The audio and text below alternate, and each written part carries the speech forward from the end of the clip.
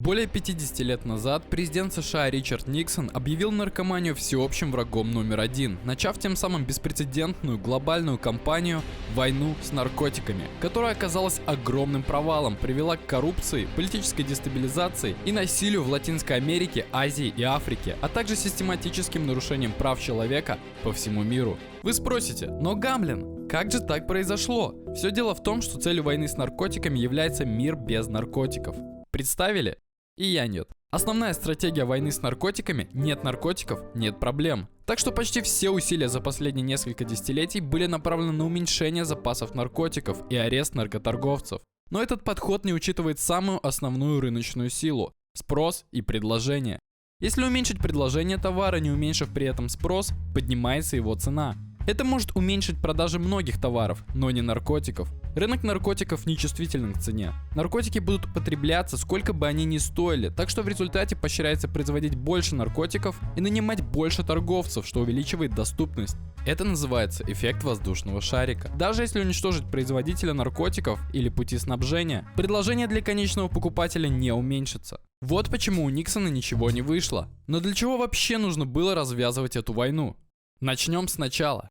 Наркотик, от греческого приводящий в оцепенение, ступор, а именно опиум, употребляли еще в цивилизации шумеров за 5000 лет до нашей эры. Китайский император Шэньнун применял гашиш как лекарство от рассеянности, кашля и поноса.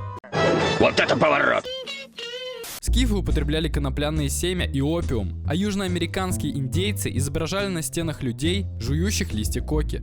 Наркотики, как вещества, изменяющие состояние человека, были известны и древним грекам, и древним римлянам. Кроме того, греческая культура дала название препарату, приготовляемому из млечного сока засохших головок мака. Слово «опиум» в переводе с греческого означает «сок». Далее, опиум помогает Великобритании наладить торговый баланс с Китаем, а также является причиной разложения китайского населения и армии в Первой и Второй опиумной войне. Если интересно, у меня есть видео об этом. В 1840 году Британия принимает антиалкогольные законы. Именно тогда беда приходит в их дом. Вследствие ограничения на продажу алкоголя, рабочие слои Англии нашли замену алкоголю в опиумных таблетках, производство и продажа которых стали процветать. Все это приводит к тому, что правительство Гладстоуна в 1893 году создает королевскую комиссию по расследованию вопросов употребления опиума. И несмотря на пронаркотические заявления ряда общественных деятелей, политика постепенного запрета опиума в Англии и ее протекторатах все же была произведена. В правящих кругах европейских стран и США росло антинаркотическое движение,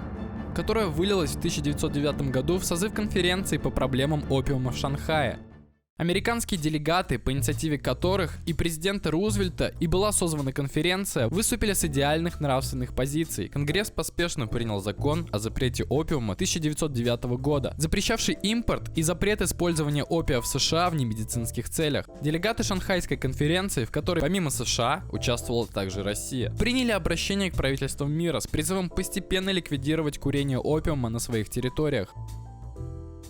Употребление морфина вытеснило употребление опиума в США в конце 19 века. Однако уже к 1910 году на смену морфину пришел героин, тогда еще не находившийся под запретом. А в 1969 году к власти приходит президент Ричард Никсон, который отличался радикальными взглядами на наркотическую проблему и остро критиковал правящий класс за мягкий взгляд на наркотики. Кроме того, он был обеспокоен употреблением наркотиков американской армии во Вьетнаме, считая это одной из причин поражения. Запрет на наркотики привел к росту насилия и убийств по всему миру. Банды и картели не могут решать споры в суде, так что они применяют насилие. Это приводит к постоянно растущей жестокости. Согласно некоторым оценкам, количество убийств в США на 25-75% выше из-за войны с наркотиками. А в Мексике, фронтовой стране, около 164 тысяч людей было убито с 2007 по 2014 год, что больше, чем в зонах военного конфликта в Афганистане и Ираке вместе взятых за то же время. Но сейчас не об этом. В сентябре 1969 года граница между США и Мексикой была практически полностью закрыта на месяц, чтобы остановить поток марихуаны из Мексики. Однако в США стали поступать наркотики с Ближнего Востока. Заработала система поставки героина из Турции во Францию, а уже оттуда в США, известная как French Connection. Годовой оборот колумбийского медельинского наркокартеля Пабло Эскобара оценивался в 22 миллиарда долларов. Ни на что не намекаю, но про Пабло у меня тоже есть видео. Когда правоохранительные органы Колумбии начали борьбу с ним, Эскобар начал жесточайшую террористическую войну, жертвами жертвами которой с 1984 года стали сотни человек, как чиновников и полицейских, так и обычных граждан. В настоящее время около 60% контрабанды наркотиков в США контролирует мексиканский наркокартель Синалоа. В 1973 году в США было создано Федеральное управление по борьбе с наркотиками. Ставший президентом США Рональд Рейган вновь объявил о начале войны с наркотиками. Наказания были ужесточены, что привело к росту количества заключенных в США с примерно 500 тысяч человек в 80-м году до 1 миллиона в 90-м. Ставший президентом США Джордж Буш начал вводить войну с наркотиками на международный уровень. Власти США давно уже заявляли о том, что глава Панамы генерал Мануэль Норьега является организатором контрабанды наркотиков в США еще с 60-х годов. В конце декабря 1989 года американские войска высадились в Панаме, а в начале января 90-го года Норьега сдался. Когда борьба с наркоторговлей стала все больше походить на боевые действия, военное руководство США решило создать для этого специальные координационные органы.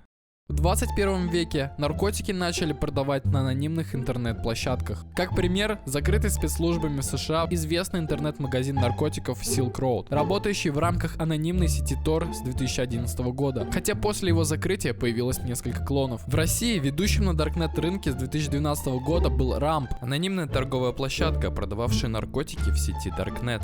Darknet или темный интернет, если коротко, то это анонимный интернет. Итак, Ramp существовал с 12 по 17 год. В начале 2017 года сайт начал постоянно подвергаться DDoS-атакам. На фоне нестабильной работы и постоянных неполадок с сайтом продавцы начали массово уходить с площадки. После закрытия большая часть пользователей переключилась на появившегося в 2015 году конкурента Ramp, интернет-площадку Гидра. Совсем недавно Федеральное ведомство уголовной полиции Германии сообщило о ликвидации Гидры и конфискации биткоинов на сумму примерно эквивалентную 23 миллионам евро. После отключения Гидры сразу несколько крупных игроков решили подмять рынок под себя. Итак, что мы поняли из всего этого?